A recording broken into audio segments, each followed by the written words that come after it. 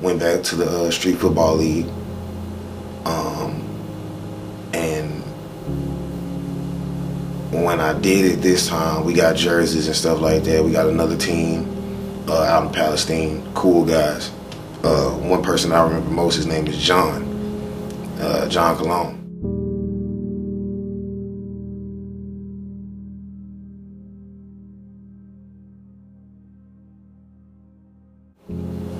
And I love that dude to this day. One of my greatest friends, out of town friends. And he was very passionate about football, and he contacted me, and we started a football league. We started it up. So we played versus those guys, and the league went shut down again. A lot of people were bailing out throughout the season. So I'm just like, man, this is another waste of time. I spent money on jerseys, cones, things like that, but it just still wasn't enough. The camera, travel expenses, things like that. It just still wasn't enough. So then, I just started, in between games, I was working out, working on my fundamentals, working on my footwork, working on all this. And I felt myself getting better at quarterback. Even though during the summer I played a little bit of receiver, but in between, I was playing quarterback. I was playing quarterback, working on my fundamentals, because that's what I was basically, quote unquote, born to play.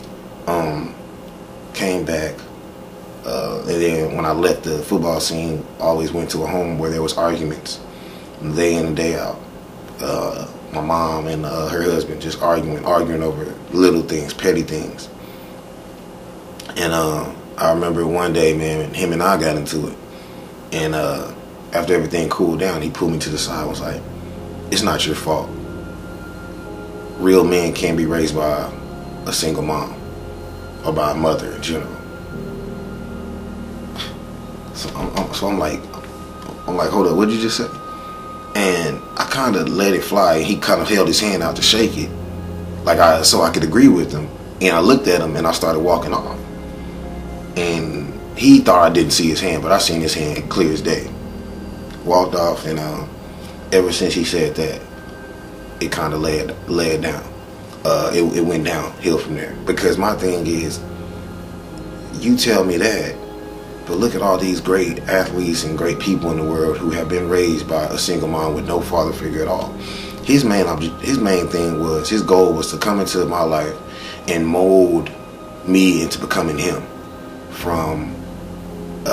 He had 2 jobs. He wanted it to be superior. He wanted to be the man of the house. He wanted everybody to suck his dick. He wanted everybody to bow down to him when everything was needed. My old stepdad was the same way, but he had a little bit more to him. He did it in a more nice and I don't know what's the word, but he did it in a more lenient way where he sneakily did it, and then it finally came out that, he was fed up and he felt like he deserved everything.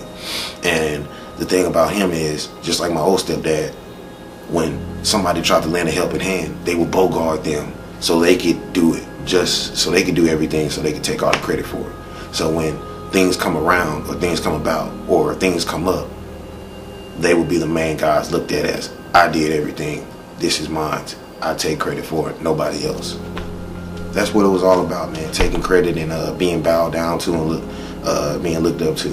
And they wanted everybody to suck them off, man. Suck their dicks and look up to them like they was the head man, the big honcho. And my mom wasn't going for that. They ended up getting divorced. They tried to ease me into the situation, and I told them straight up, I was like, "Hey, man," I was like, I'm not getting into this situation. I've been in one before. Me and my mom have grown apart since then, and I don't want this friendship stick to break completely, which it was about to. It was really breaking, because after the summer, after this, after that, if one more thing, it would have made us break completely, and there would not be a relationship with me and my mom to this day. So I stepped out of it. They kept on trying to ease me into it, ease me into this, ease me into that, and they were fighting. They had big fights, and I walked away from all of it. I didn't want no part of it. The other kids were looking up to it, and while they were going through this fighting stage, the other kids his kids looked up to me more. We started to get to know each other. We started to build a bond because we felt like our parents are fighting. Now we're all alone. And we got this older kid who's not saying nothing. We got this older guy who's trying to stay positive through all, who's really not saying nothing, who's really staying calm and at ease with the whole situation. They looked up to me and they admired me. It was some nights, man, when I made money, when I had a little summer job, I would get us all some food, stuff like that. Our parents used to throw money in our face, used to tell us, man, if it, damn, man, y'all eating again, stuff like that. We'll eat like a sandwich and everything like that. And I think what loaves of bread is like, 24 slices? Do the math. If you have 5 kids, all of us get a sandwich. 2 slices per person. You got 10. Down there, half of the whole loaf was gonna be gone. So, I mean, that's how it was. We was afraid to even come home and eat sometimes. It'll be some days where I'll stack up my money and I'll just buy me something and go and eat in my room like I didn't even want to eat dinner.